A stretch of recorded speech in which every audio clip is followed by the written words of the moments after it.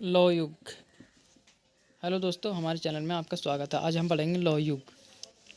लगभग 1400 ईसा पूर्व तमिल एवं कांस्य के बाद लोहे का प्रयोग करना प्रारंभ किया। लौह युगीन सभ्यता नदी घाटियों से दूर विकसित हुई।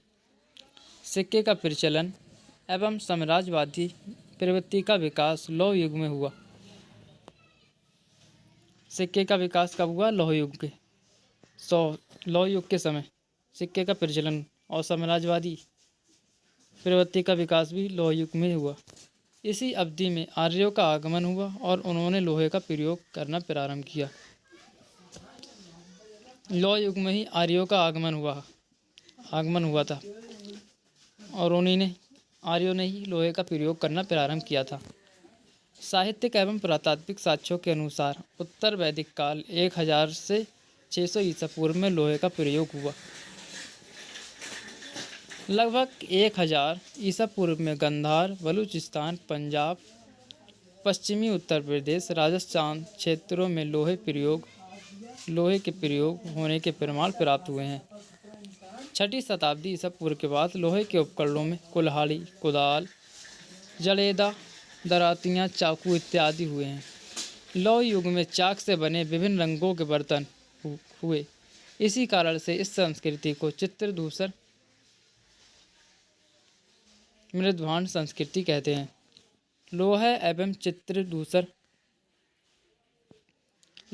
चित्रधूसर मृदभांड आई छत्र, आलमगीरपुर, अंतरजीखेड़ा, हस्तिनापुर, मथुरा, रोपड़, नूह, जड़ेदा, जखीरा, नगदा, एरड़, पांडो, राजार, डीवी, महिसदल, चिरान, सोनपुर इत्यादि स्थलों पर मिले हैं।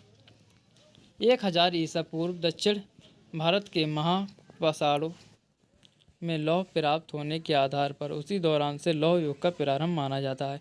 1000 ईसा पूर्व दक्षिण भारत के महापाषाणों में लौह प्राप्त होने के आधार पर उसी दौरान से लौह युग का प्रारंभ माना जाता है।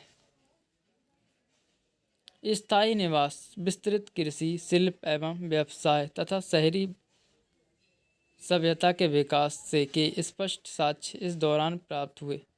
इस काल की संस्कृति सर्वाधिक विकसित थी। निष्कर्ष: उपयुक्त तथ्यों के आधार पर यह कहा जा सकता है कि मानव की उत्पत्ति एवं सभ्यता का उद्भव दैवीय प्रभाव या आकस्मिक शक्ति के प्रभाव बस नहीं, अपितु जलवायवीय एवं भौगोलिक परिवर्तनों के क्रमिक विकास से यह संभव हो सका है। विभिन्न चरणों में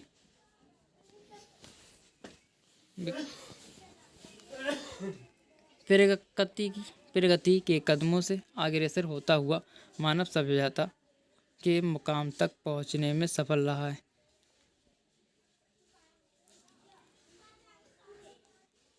जलवायु एवं भौगोलिक परिवर्तनों के क्रमिक विकास से यह संभव हो सका है।